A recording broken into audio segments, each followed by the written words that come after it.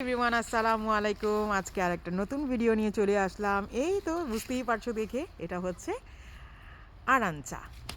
এই হচ্ছে সেই গাছ। দেখো কত কত মানে অরেঞ্জ ধরেছে এখানে, আরও আছে এখানে সারি সারি সারি সারি করে।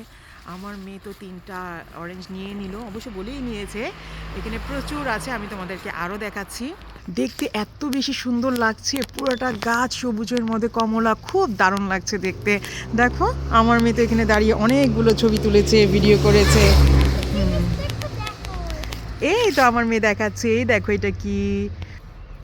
এই তো আমার মেয়ে এখন একটা অরেঞ্জ ছিঁড়বে। দেখি মা, একটা নাও। আমরা অবশ্য বলেই নিয়েছি, নাও একটা, যে আমরা একটা অরেঞ্জ নিব। ব্রাভা, বেনিকোয়া।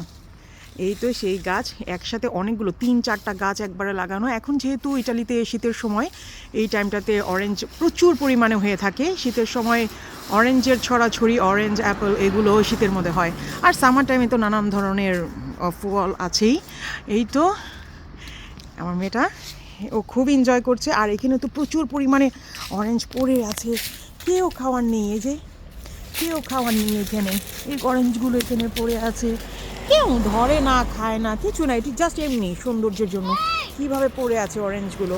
এই তো ওকে বন্ধুরা, আবার নেক্সট কোনো ভিডিও নিয়ে তোমাদের কাছে চলে আসবো। হ্যাঁ, ওকে, আল্লাহ হাফিজ।